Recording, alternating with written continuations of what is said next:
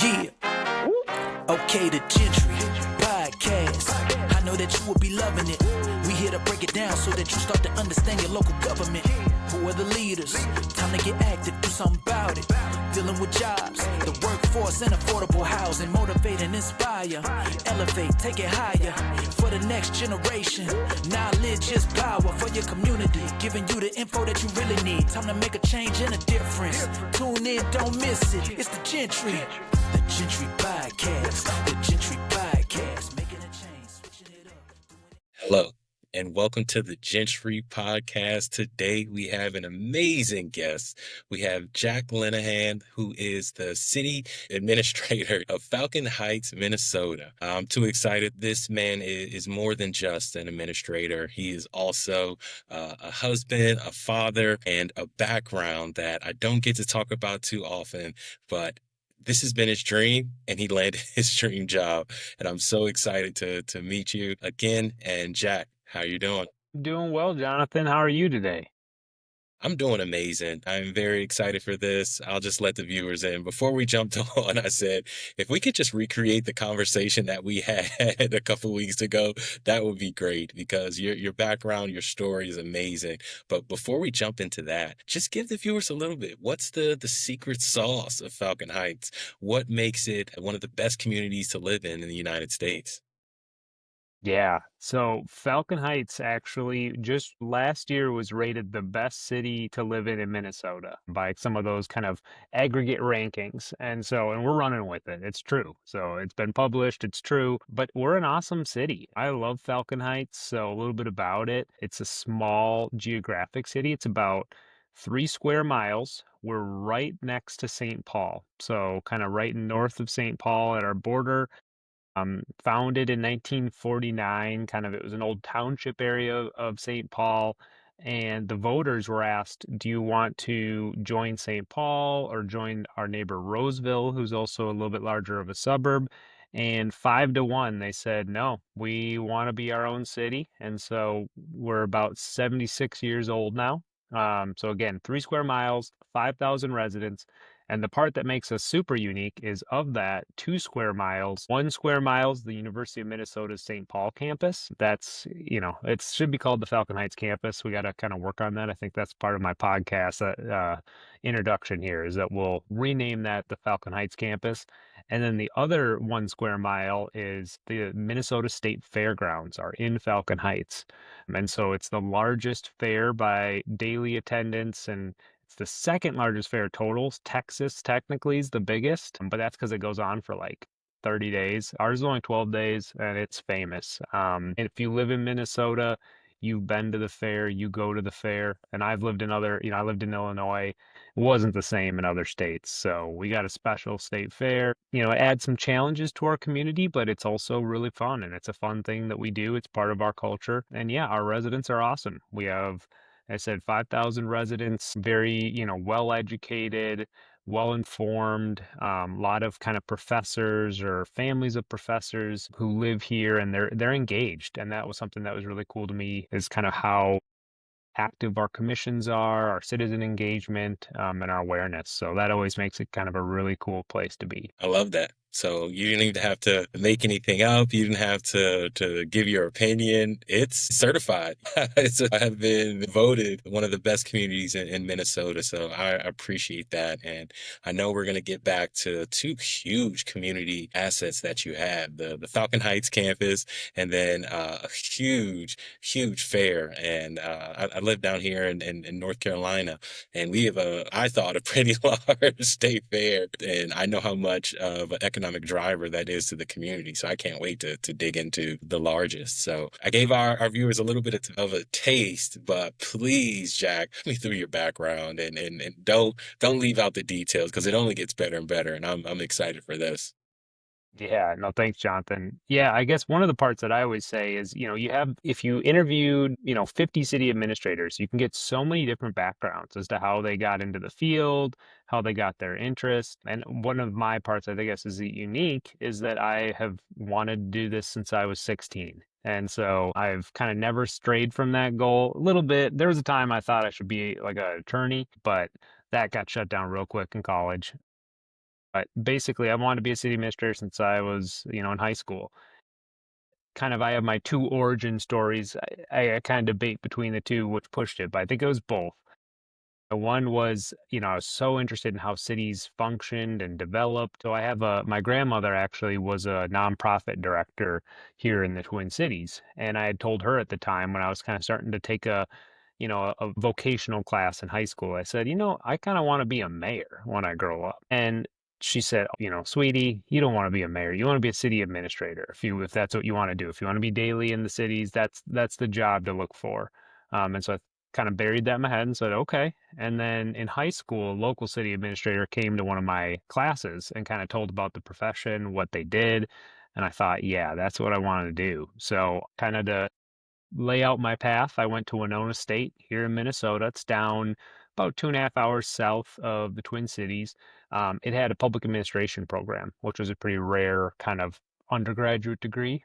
So I sought out Winona State. I got my bachelor's of science in public administration, bachelor of arts in political science, so a double major with a minor in economics. Got really involved in the student government, student senate, kind of climbed the ranks of the senate, and then my senior year, I was the student body president. And so for me, that was a really good experience to kind of actually be more on the political side and have to door knock and campaign and see that. But then also working with, I kind of learned while I was doing it, like the secret is that I was not running stuff. It was the staff of we had the administrative staff that kind of helped us out, and they were professionals. We got all the glory as the students, but really it was the staff that was doing the work. So that further pushed me. I thought, that's what I want to do. So I got an unpaid internship in the summer of 2011 when I was a junior. I reached out to about 35 city administrators near my hometown. I had to do an internship, and I said, please, will you take me unpaid for the summer? I just want to learn. Of the ones who got back to me, most said, sorry, we have a hiring freeze. It'll look really bad to bring in even anybody right now. And so I kind of ended up working for the county in Chisago where I was from, spent the summer there, loved it. And so I decided I wanted to go do it, kind of more. And one of the things I knew is I couldn't just get into the field right away. It was the recession. I wanted to buy some time. So I went to grad school. I went out to Northern Illinois University. Shout out NIU Huskies. The NIU Mafia is what it's called in kind of the Chicago area, just because every city administrator or village administrator over there you run into is a NIU alum. So did that as part of the program. NIU had a really cool option where you do a 2-year internship while you do the grad school program, and you get paid for the internship, which was a very big promotion for me ever having been unpaid before. So did a unpaid internship, got to kind of pick your city. It was kind of a matchmaking process where you interview with like 15 cities, they interview 15 interns, and then you kind of pick who you want. And I interviewed with the city of Lockport, Illinois. It was a city that had 25,000 people, but maybe 10 years before it had like 10,000 people. So it was it grew right before the recession, just rapidly. But their infrastructure internally, they didn't have the administrative staff. And so the city administrator at the time told me, he's like, I need help. And if you come here, we'll put you to work and you'll get good experience and you'll do everything. And that was the sell for me. It was way less. They all offered different wages and had the worst wages of all of them. But I thought, you know what? That's the experience I want. So I went to Lockport. Everything it was sold to be, it was. It was a great experience, kind of doing HR, communications. That was back in like 2012. The city was like, maybe we should get on social media, like that's kind of growing. Like, who should do it? And it's like, we got a 22-year-old here that is perfect for it. So that's how I kind of became a communications person, was just by default being a millennial. And so I kind of started running communications for the city. Did that then I got at graduation, got promoted to assistant to the city administrator. Did that for 1 more year. Again, loved Lockport, but had an opportunity to go to the village of Gurnee, Illinois next. It's kind of so I was in a southern suburb, went to a northern suburb of Chicago, bigger community, very well established. And so it's the home of Six Flags Great America there.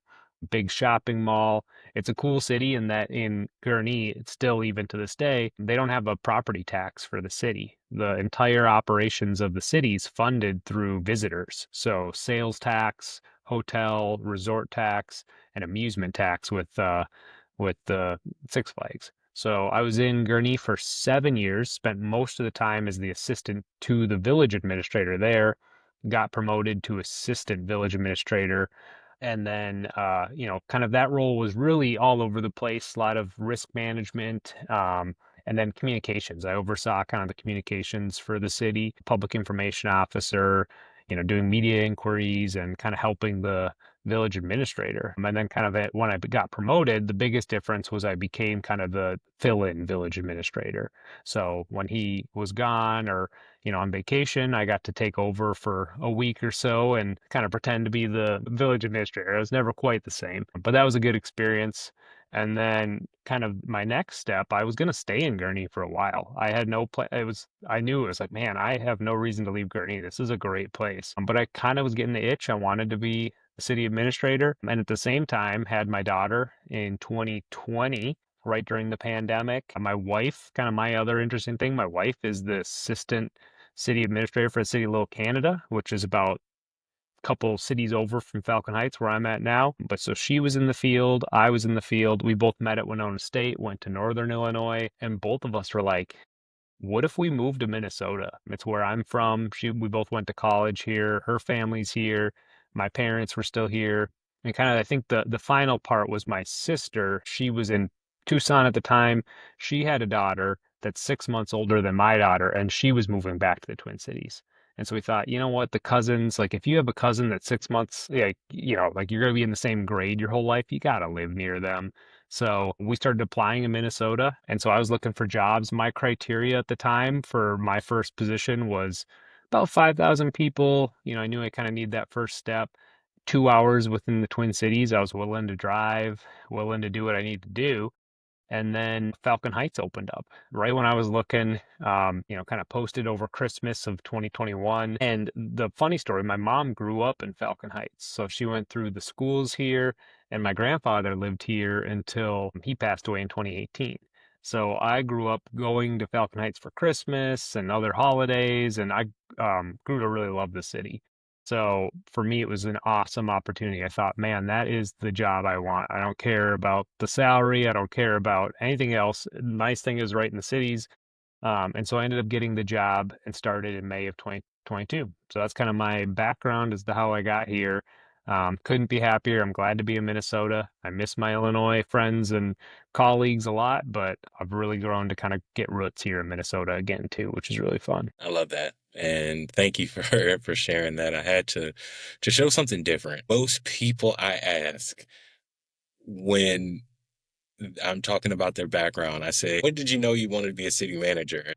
Half of them are like, I mean, pretty much before I decided to go for this job, where I was kind of called like to do it. Somebody tapped me on the shoulder and said, so to hear somebody that created a bullseye and then did everything to make sure that it was a possibility from the undergrad in public administration, which I didn't even know when I was going. I wish I had known, but I didn't know that was a possibility at the time, to joining the NIU mafia, to then getting in a great place in Gurnee and working very, very hard, and then having that call to be around family. You pinpointed exactly what you were looking for. 2 hour drive, 5,000 people to get in the door, and it happened. And also, I don't hear this too often either, that your wife is doing the same thing. Like, that is amazing. So I have to tip my hat to you, and then also to your wife. I'm sure balancing that with a daughter isn't easy, but you guys are really using your abilities to serve, and that means so much. Now, I have to ask a few questions. Now, from Gurnee, it sounded like it was 30,000 people, about 250 employees, to now Falcon Heights, what you said, about 5,000 people. I'm sure the staff's a little bit lighter. What has been the biggest difference between the two areas? Yeah, no, it was a transition for sure. Even coming, state to state, Illinois is interesting in that every city in Illinois is so different because in Illinois, you have kind of a home rule status that you can be if you're a certain size or if you pass a referendum. And when you're home rule in Illinois, I don't want to overstate it, but you basically can kind of do what you want. The cities have a lot of authority. They can kind of create taxes and create laws of different sorts. There's a lot of power. And so then coming to Minnesota into a small city, our staff is about 11 full-time employees here. We contract out almost every service. We do have some kind of internal. We do our own public works and our own kind of parks, administration, finance. But other than that, we contract out our water is wholly owned by the city of St. Paul. Our fire is provided by the City of St. Paul Fire. Our police is now provided by the St. Anthony Police Department, a neighboring city. Building inspection is through the City of Little Canada, where my wife works at, and then engineering is the City of Roseville, our neighbor. So we kind of have really maximized kind of our contracting. And so it's really of a contract management, staff management position, a little bit different in that regard. And yeah, as you said, Gurnee was kind of a well-oiled machine, a lot of really good stability in Gurnee. And when I came to Falcon Heights, one of the challenges we had is Falcon Heights has had a history of being kind of a training grounds for staff. And it's not a bad thing. We get some of the best and brightest in the Twin City area. They kind of come. Our pay has always historically been very low compared to our neighbors because we're so small right here in the city. Our tax base is limited. And so we had a ton of turnover. And so one of the interesting things of our 11 employees, I just did my 3 years as of May of this year. I am the fourth most senior employee of the city. So yeah, most of the team is new. And of that, I think that, most and others have had kind of promotions or other changes. So it's almost a new team here. And so that was a big challenge, kind of, learning a new state and getting kind of a new staff who, are super talented, energetic, ready to go, and kind of getting that all stabilized was a huge kind of initial lift here. So there's definitely a lot of state differences between Minnesota and Illinois that I think even some of it caught me by surprise by how different some parts were. But the organizational size, kind of working, not having your own in-house services for some, had some challenges too. They're not your employee. It's not that. Definitely was some change in moving kind of to the organizations, but I think there's a lot of stuff that we do really well here that I've learned a lot and kind of how we can do stuff.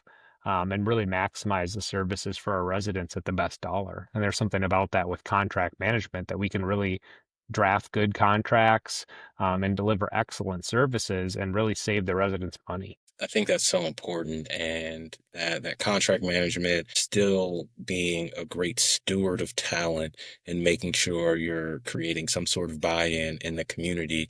And then the flip side, the financial aspect, drafting good contracts, like you said, you're able to be a good steward of taxpayer dollars. And in the community, as you said, being small and not having a large tax base, that is so much appreciated. So I definitely think you guys are thinking of that thoughtful. Now, I know you've been there for 3 years. Have you guys gone through strategic planning or comprehensive plan process since then, or is it upcoming pretty soon?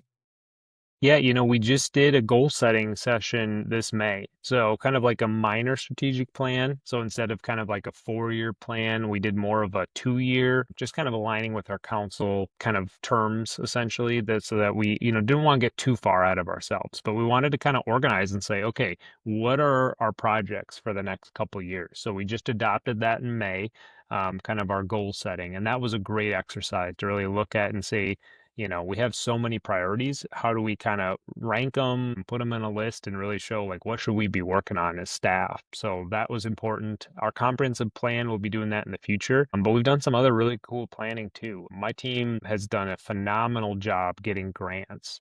And so kind of with our financial stewardship, give a shout out to my community development coordinator, Hannah Lynch. She's a grant wizard. So every grant, she has kind of the magic touch with the grant. So we've got a corridor study from the county to look at kind of our business area and how can we redevelop that over time. And as part of that study, one of the interesting things is we looked at our golf course. So the University of Minnesota owns 140 acres of golf course here.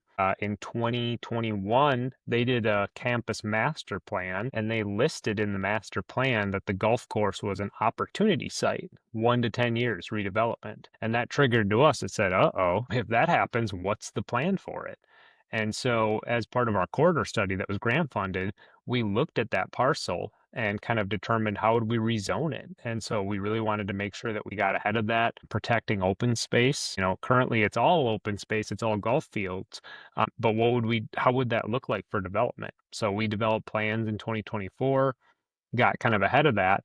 And then actually just before I hopped on your podcast, I got a call from our local news, or kind of the local media station here in the Twin Cities, said, "Hey, we're 5 minutes out. Can you do an interview quick about the golf course?" And so because on last Friday, the University of Minnesota sat us down for a call, and I knew something was up. They wanted to call on Friday, had senior leadership, and they said, "Hey, we want to let you know next week we're going to be announcing that the golf course is going to be for sale.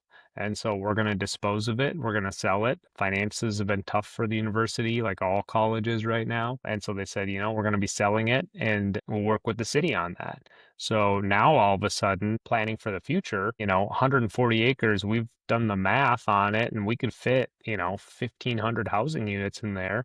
And so Falcon Heights going from 5,000 people to 8,000 in the next 5 to 10 years is completely realistic. So it's exciting for us to kind of plan and look at, how would we build that? How would we bring in more commercial, bring in more, mixed housing as well? So we have a lot of apartments in Falcon Heights. That's the secret as to how, we're already a super dense community for like areas that are not the U and not the state fair.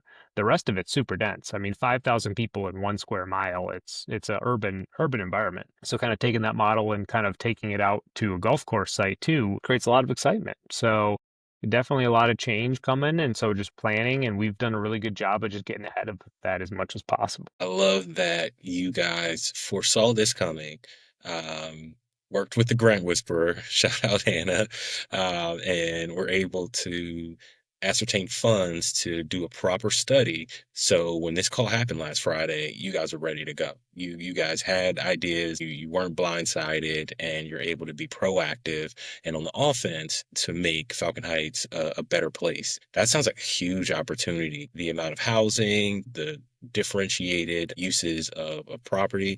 I think that's going to be a big one. Now, when you start to think of moving forward, are there any industries that you're looking to change or bring in to kind of change the balance of all university, all state fair? Yeah, I mean, in Falcon Heights, I'd say kind of one of the interesting parts too, we have a very small commercial area, and it's important. We have our businesses are super important to our community, but it's a very minor part of our operations in that regard. I think we have in total 35 business licenses issued to businesses. Again, I came from Gurnee where we had like 900. If you name a restaurant, it's in a major chain, it's in Gurnee. So here, it's a lot less of that. It's a lot more kind of restaurants or businesses that have been around for a long time. But we know we have a need for a commercial tax base as well. Everything from jobs is super important. That's one of the blessings of having the university here. It's a great job creator in that regard. Lots of really good jobs. A lot of our residents, either somebody in the household has some connection to the U, either they're alumni or they're working at the U now. But that opportunity too is saying, okay, we need, additional jobs in our community. We need tax base for that regard will be important. But then we also have to tie that with the housing demand.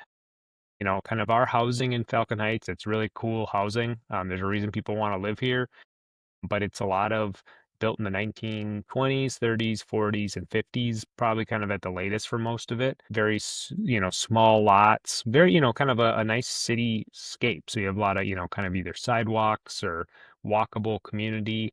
But the housing's a little bit older of a stock. And so adding new housing creates some excitement there that we can kind of add more models that we need. And then even from, adding additional senior housing, allowing our residents to age in place. That's been a challenge, is that our median home, one interesting stat I saw recently is the median homeowner in Falcon Heights is 64. And that came out in a study. And so our age is a lot lower because we have a very good mix of apartments. We have a lot of apartments, but then the house ownership is kind of skewed to the older demographic. And, and it's great. We want to be able to kind of provide services and allow people to age in place. But for some people, having a 4-bedroom house, in the retirement doesn't make sense for them anymore, but they want to stay in Falcon Heights. So if we're able to build more housing availability for them to kind of allow them to get, out of their house if they wish into, stay in Falcon Heights, that's a huge win for us. So providing that opportunity, and then it opens up more housing for families and others that, might want to buy their first home. So a lot of kind of interesting dynamics that'll be in play for this development. That makes a ton of sense, and you got to have the housing and the quality of life before you kind of bring in the industry. But I didn't want to gloss over. Let's talk about those two huge partnerships, the university and then one of the biggest fairs literally in the United States. How have those partnerships been? What have been the benefits? And then it also sounded like you alluded to some of the challenges as well. Yeah, it's kind of the interesting part, and it's something, I had a little bit of experience. I think the council's interested in that. I had Six Flags Great America in Gurnee, so kind of got used to that model of kind of working with the challenges, dealing with a lot of residential complaints, kind of over sound, traffic, but this is kind of a unique one. So the University of Minnesota, I'd say generally just kind of it operates, right? And that's not a knock on it. It brings in additional traffic, and we have to kind of work around, students parking, student housing.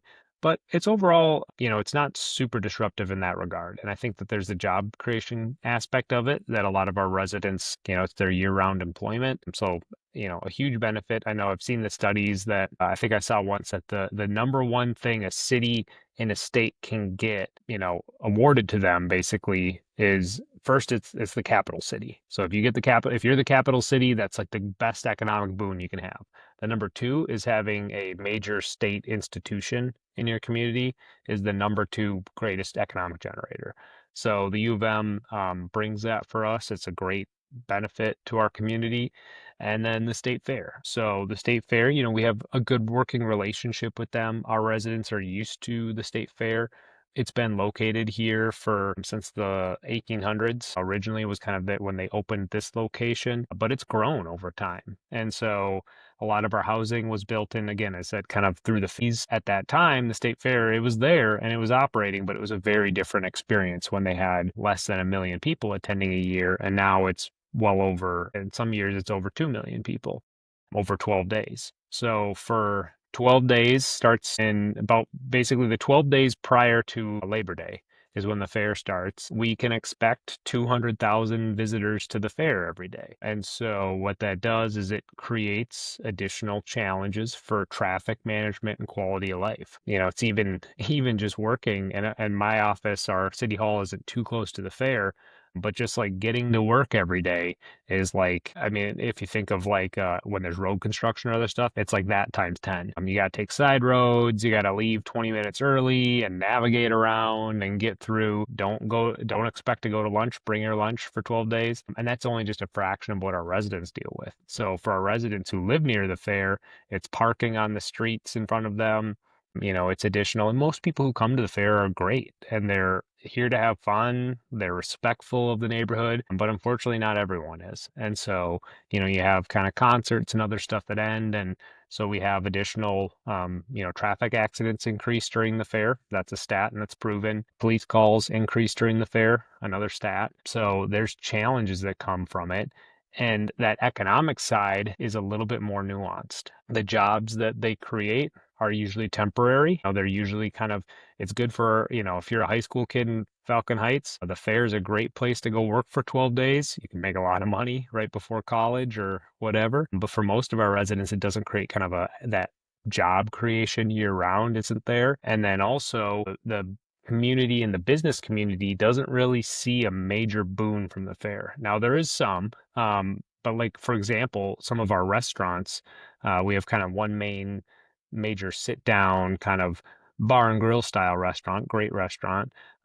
They close for 12 days of the fair. And during that time, they sell parking. And so they make more $50 a parking stall selling parking, and they give the staff a time off, and it's still, it's a good boon, and they make good money during that time. So there's not a complaint in that regard.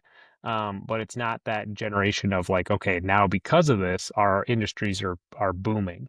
It's in anything, it's kind of hard for the industry to operate. And so a lot of our businesses, that's their experience, is that they don't see kind of that economic benefit from the fair. And I think, it's just a challenge that it's short, it's 12 days.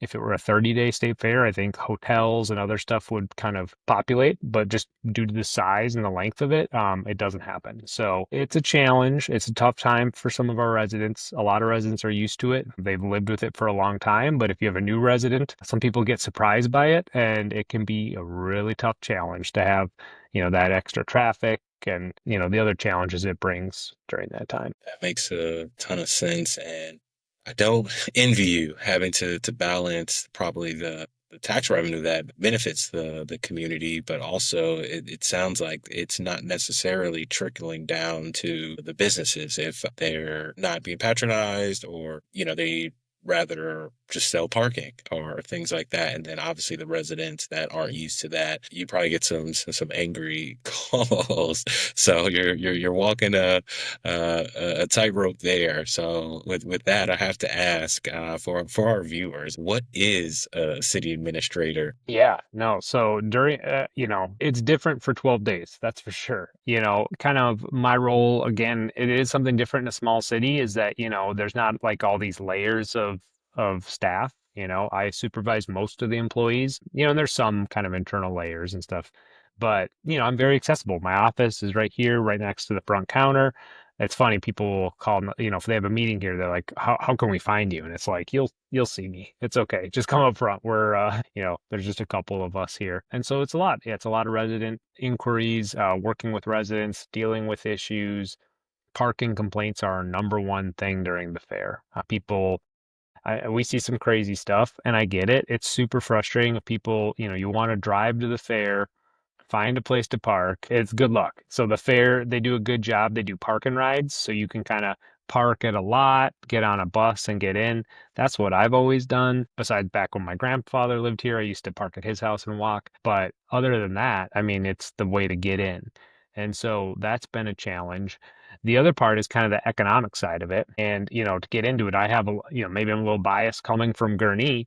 Six Flags Great America, it was tough to deal with the traffic, because instead of, 12 days, it was basically like as soon as the snow melts to the snow falls, basically, there was something going on at Six Flags. But the sell always was, hey, we know Six Flags is here, but look at our property taxes. Like it funds our police, our fire operations. And so residents in Gurnee paid significantly less in property taxes than the neighboring communities. Here, one of the challenges with the fair is that the fair, they are kind of an independent entity to get into their corporations and stuff. They're part of the Ag Society in Minnesota. They're an independent corporation. And so their land, actually, they had carved out in the 1980s under state law that no municipality the fair exists in may impose any type of taxes, regulations on the fair. They have a carve out in state law. They're treated almost like an independent city. So it's almost like its own agency. We work with them. We have good relationships trying to work together, but there's not this major financial trade-off in that, right? So all the time that we put into it, other stuff, it's not compensated. And so we're working to change that. That's a big project we worked on this year. We are doing something. It was not a very popular project overall, but our council, we had a task force that saw the need. We're going to be selling parking starting this year. So we partnered with a company called Park Mobile, the parking app. And so what we'll do is we're going to be putting up signs in these neighborhoods. We have 1,000 parking spots available that people park for free. And now they're going to have to pay $25 to park, which sounds like a lot, but if you compare to the other areas, the other lots, even the fair itself, they have a lot of parking on site, definitely nowhere near enough. They charge $25 as well. I mean, people might pay up to $100 to park at the fair to get really a close spot.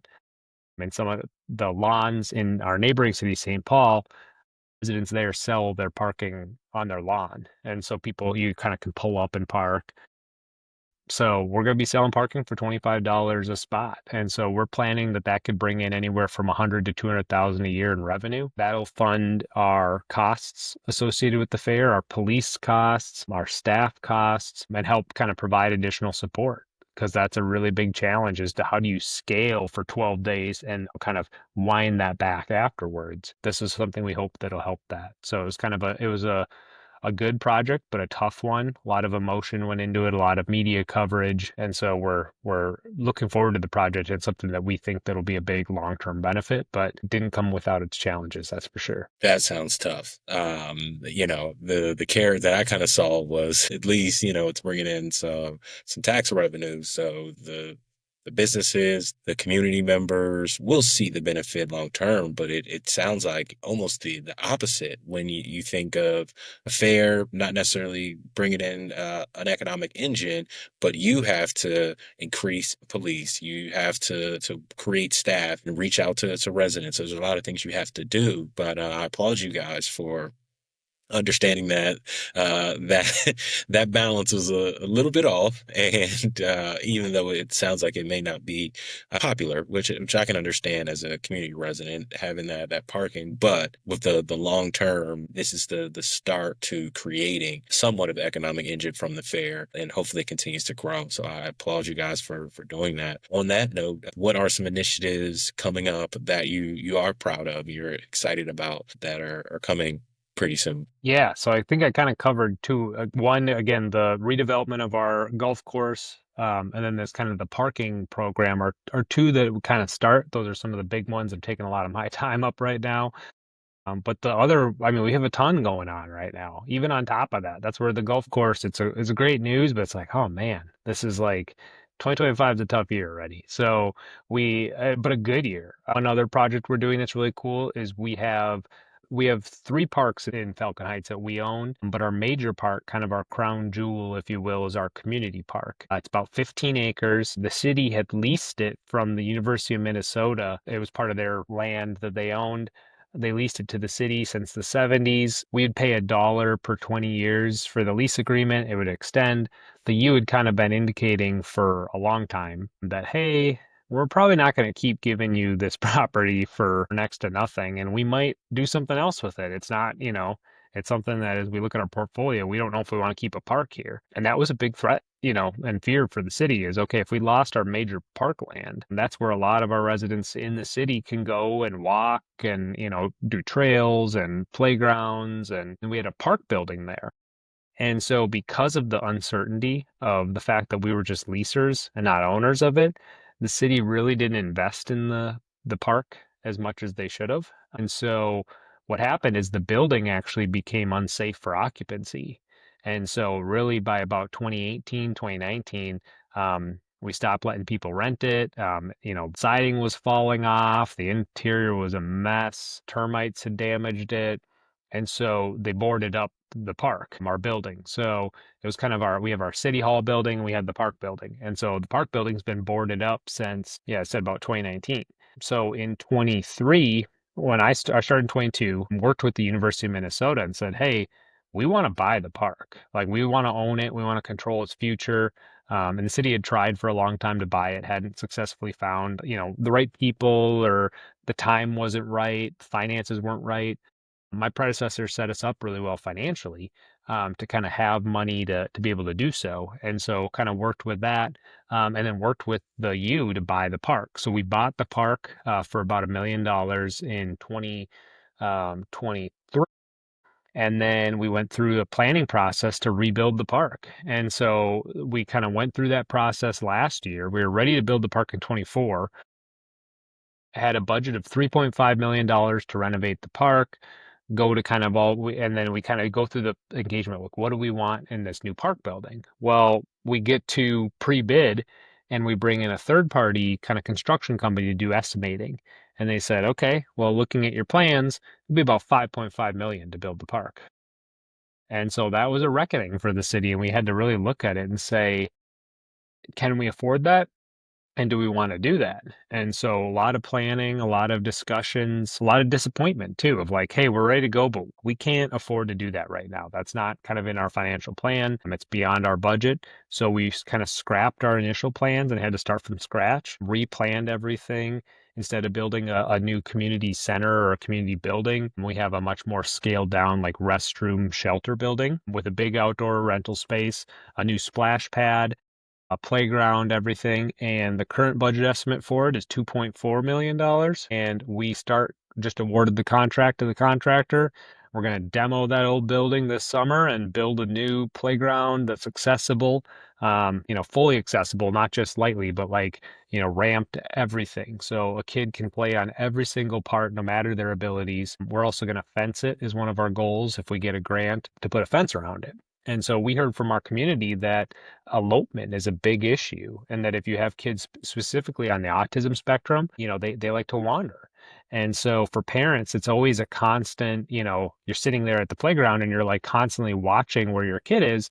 They want to be able to relax. And so we're hoping to be able to build a fenced in playground, again, friendly for all people to play. And then we're building a splash pad too. So we'll have kind of a small splash pad for kids to be able to go cool off in the summer, kind of a new parking lot, new shelter. So that's exciting. And so that's also kind of the project manager of that, if you will. That takes up a lot of time. It's amazing. If building something and just kind of all the, since we've been on this call, I think I've gotten 4 emails from the various watersheds, consultants, everybody who's like, needs direction on different stuff. So that's, I guess, in a nutshell of like what the city administrator job is. Just super, it's all over the place, right? Like one minute you're doing an interview with the news, next minute you're, helping staff with something. And sometimes it's just really boring paperwork. That's a lot of it. I sign a lot of documents. And so it's a lot of paperwork and going through things, working with attorneys, make sure the council's informed. And that, I guess we're super far into the interview. I haven't even given a kudos yet to my council. But I have a great mayor and council, and that's been something that's been, any first-time city administrator, you hear these horror stories of, terminated at their 6-month, review. Falcon Heights has a great history of working with the council, the administrator, and they've been great to work with. And so they've been really supportive through this process. They're excited, they're engaged. So that's a big part too, is just working with the council, keeping them informed, getting direction on different things. And in a small city, especially, I'm kind of rambling, but in Minnesota, there's difference in their statutory form of government. We're a Plan A city, which means that I'm a city administrator versus city manager. The difference is kind of a level of authority and power. So basically, I don't have a lot of authority. The council has kind of the full authority. So almost everything I do has to go through the city council. So it's a lot of kind of working with them, getting approvals, and kind of helping educate and get them informed on issues. So that's a big part of the job too. I can already see the balancing act that you're doing, but kudos to you on the park as a father of a soon to be 1-year-old. Like I just having that park space, having the place where you can, even in the summer with the splash pad, you can just be as a family and know that it's safe is so important. So your community really put their money where their mouth is. So I definitely applaud you for that. Now I've heard some differences from where you were before. I've heard a couple things that were a little bit difficult, but is there maybe one challenge that if you could just snap your fingers and change, you would, if you had a limited budget or limited staff, you would just change? What would that challenge potentially be? Yeah, that's a tough one. I would say probably with the state fair and figuring out some sort of kind of relationship, because I think it's this existential issue. It's came up for, it's been a problem for 50 years of our residents dealing with it, dealing with the traffic, dealing with, the sense of what's the fair do for us type of thing. I don't know what that answer is. If I could solve that, I would. So that would probably be the one that comes to mind, is just having a resolution for that. And I don't know, I think it's always going to be a challenge. It's just kind of, there are neighbors. And I think, as much as kind of I've probably talked about, the negative side, my residents will tell you, if you did a poll of people throughout the state and how often they visit the state fair, my residents are like the top, visitors of the fair. You know, our a lot of my residents, they go to the fair 2-3 times a year, out of that year. So we know it, we like it. It's a big part of Minnesota tradition. So it's just that challenge of the extra impacts, and then also just kind of for us, just figuring out how we fund services and how we scale for that. And so we're hopeful that we kind of, with this parking program, kind of control our own destiny a little bit, and that now the fair we can show a direct economic benefit to the city and say, yeah, it is a challenge, but, hopefully it can lower property taxes by bringing in this new revenue. And so that, our residents don't have to shoulder that burden just on themselves, because kind of in Minnesota, in our model, most of our revenues come from property taxes and the rest comes from kind of state aid. That's kind of if you took those two buckets out, that's almost all of our funding is kind of, that. So that's what I would say, is figuring out some sort of way to snap my fingers and fix that existential issue.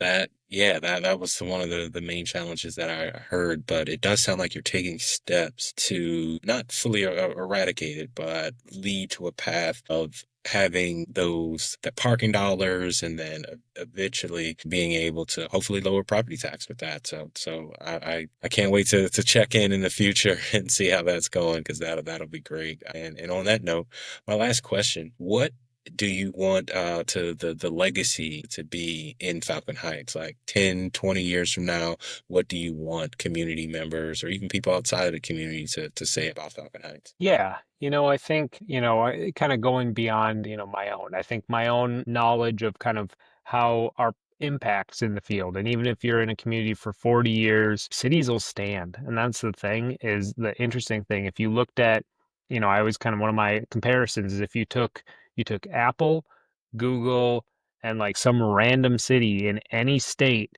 and you said, okay, I want to do kind of like a spec bet. Which one of those is going to exist as the exact same corporation or entity in 100 years from now?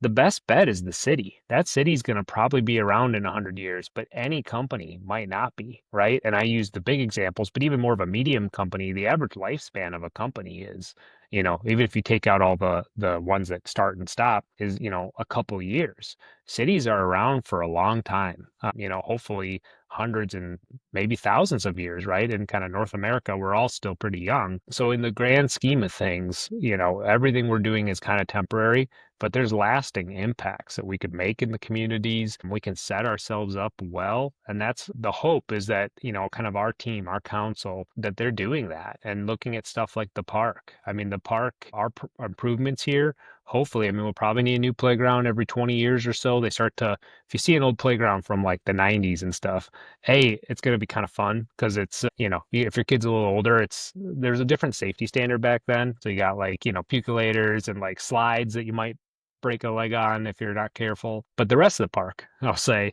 we're hopeful that that'll be a lasting impact for 50 years. And some of our structural stuff we've been doing too, just kind of renegotiating things, setting up relationships. I didn't even go through one of my biggest projects was settling our police issues. And we had police challenges when I started. That's a kind of a history of Falcon Heights is, I don't know if you're aware, but we're the site of where Philando Castile was in 2016. That was one of the most famous kind of police incidents that happened here in Falcon Heights. It was our contracted police agency, the St. Anthony Police Department. One of their officers had done the shooting.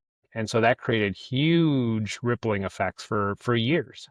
And so to kind of settle our police, challenges is kind of, the city had left the St. Anthony Police Department. It was a 20-year relationship. We went with the Ramsey County Sheriff's Office. That was our local police agency.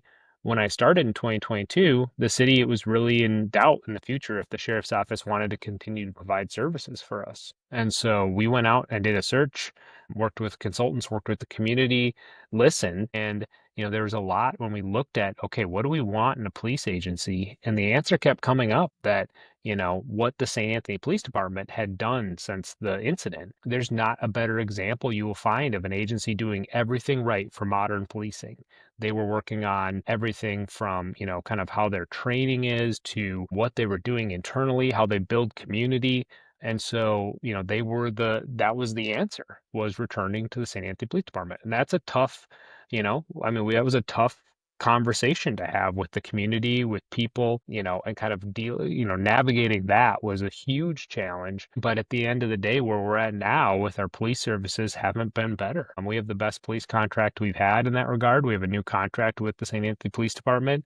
That relationship and that service that we can provide our residents and the community and visitors is outstanding. And so that for us has been a huge change, but that was my 2023 and 2024. Those were if you asked me a year ago what my biggest challenges were, that was it, was finding out a solution for our policing. So I think the city's done a good job setting us up there, setting up our relationships with our fire, our other partnerships with other cities are strong. And so that's really important for a small city too. So I think kind of all of that is kind of really shaping us up to be a successful community for the next 100 years. I think that we have everything in place, and I believe that Falcon Heights will be around for a long time. And I think that, the work we've done has kind of helped secure that it's not going to be a city that just has to change what the voters did in 1949 and say, you know what, we're too small, we can't offer services, we have to incorporate with a neighbor. And we've proven that we exist, we belong, our residents and our structure is strong, and we're set up for the future, that we're a real city and we'll be continuing to provide those services for the future. I love it. And that's the message to end on. You guys have worked hard and been great stewards of your relationships. So whether it's healing an old relationship with the police that have done everything in their power to change what led to a complete and utter tragedy, but understanding that you saw the benefit of working with them after a lot of reform had happened, to the playground, to the infrastructure that you're building, to the relationships with the fair. I'm excited to see, and I'll definitely be checking in to see where Falcon Heights is in the future. And like you said, we exist, you're there, and you're going to keep being there with leaders like you. And it sounds like your counselor, mayor, and then a great staff. So any final words for our viewers before we sign off? I was just gonna say I'll be the same thing, Jonathan. I'm gonna be following your career, so I'll be watching that. I'm gonna be subscribing and keep listening to the podcast. You're doing great work. I think that, kind of your region and your area is lucky to have the services you're providing. I think I know we talked on kind of the last one, how we're about, kind of around the same age, and just seeing kind of your path and, your history with that, and kind of wanting to go into engineering and now kind of pivoting and having a different role. I think you got a good future too. So same thing. I'll be watching you, and hopefully your, success continues to grow as this podcast and your other services continue to get off the ground. So I just want to wish you luck, and let's stay in touch. Appreciate that. Well, ladies and gentlemen, this has been the Gentry Podcast. Again, we have Jack Linehan, the City Administrator of Falcon Heights, Minnesota. Ladies and gentlemen, thank you so much and have a great one.